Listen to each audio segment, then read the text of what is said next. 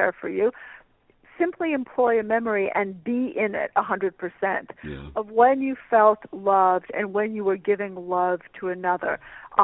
Because telepathy is the real dialogue that goes on between us. And believe me, we hear it. One of my most powerful exercises in my boot camp is when I train people to send telepathy. And I'm going to give you some rules for sending telepathy in a moment.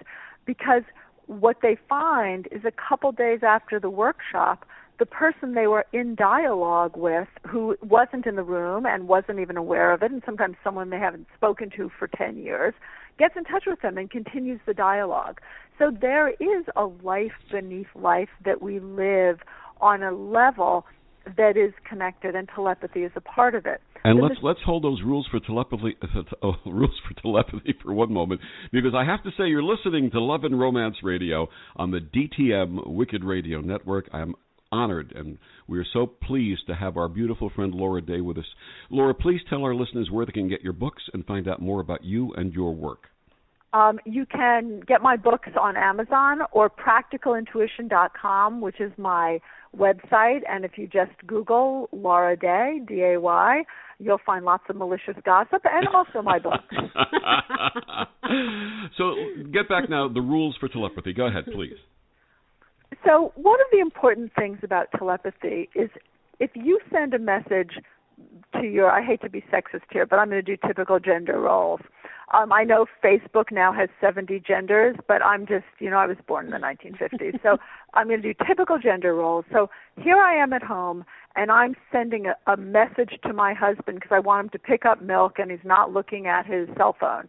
If I send, get milk, get milk, get milk, well, we all know how much we love being ordered around, right? Mm-hmm. That message, which is how most people send telepathy, isn't going to work. I'm saying get milk, and he's like in his own thoughts thinking, whoa, I really don't need any imposition right now, so I'm not even going to hear this thought. However, if I send him an experience that has happened many times where it's morning and he goes to the refrigerator and he opens it and he's got his espresso in his hand and all he needs to do is froth the, oh my God, no milk, he'll bring home milk. So you have to tailor a message to the person receiving it. If I send my husband a message of being completely encircled in my arms and never having to move, my husband's going to feel a sense of deep connection and relaxation. If I send that to my 23-year-old son, he's going to feel panic, anxiety, dependence, and misery. So the first thing that you do when you're sending out telepathy is you ask yourself, who do I want to receive this message, and what do they need to experience, to respond to me? So I need love, I'm alone and I'm lonely is not a message that many people, except maybe a sociopath who wants to manipulate you, is going to respond positively to. But if you send, and you can only send telepathically something that's true, and I'll tell you why in a moment, but if you send, I'm here, I'm open, I'm a mixed bag, but a cornucopia of beauty that I want to share with you, and you experience some good feelings around that along with the insecurities that we all feel, the right person will respond to you. So we're all communicating that way. Now, because telepathy is, in a sense, 60% subconscious, 40% conscious, you can only send something true.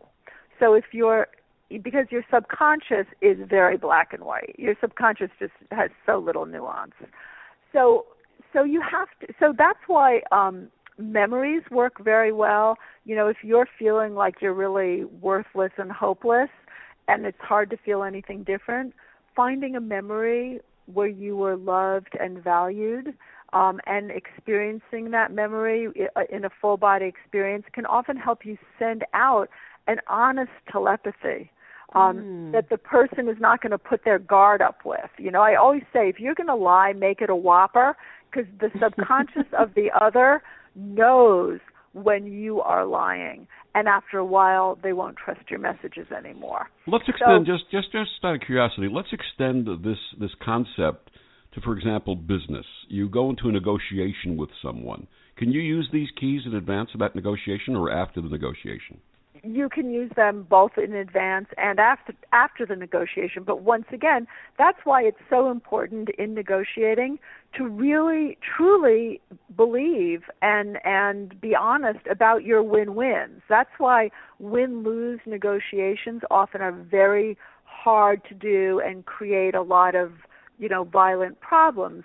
If you negotiate win-win, then it's much more like your telepathy is going to get an appropriate response. Now, listen, there are always going to be those people in love and life and business who are just out to get you. And then, you know what? You pick up your arms and you do your battles. And that's especially true in business. You pick your timing, you use your ability, your precognition, your ability to see the future, to pace, to wait. And then a lot of it is self-work. A lot of it is just being patient, and patience is so hard in any negotiation. I think that where Laurie-Sue was talking about when you're older, what is kind of the difference in attracting love?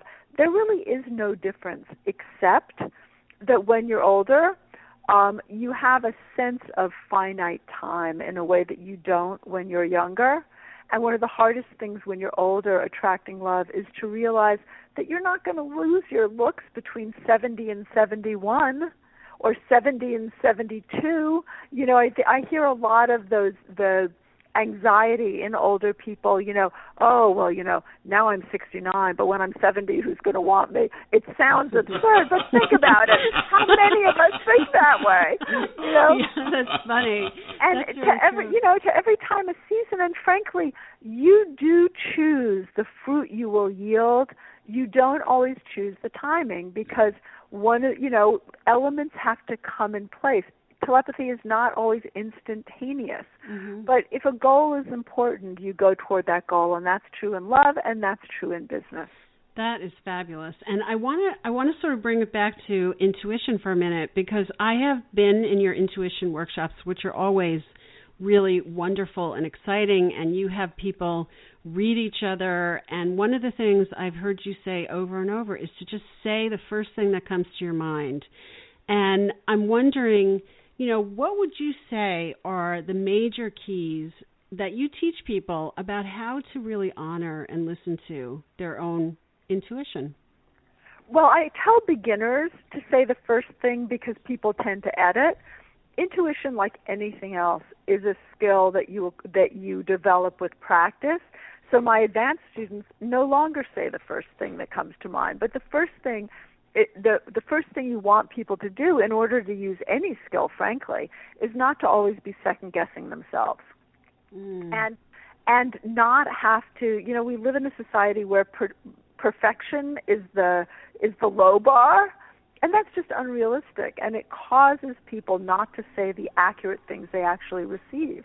So it's really important not to edit, but then when you're done with a reading, whether it's on yourself or somebody else, document it in some way so that you can verify the parts that are correct, which gives the subconscious permission to continue using intuition in your life. The other thing is it's really important to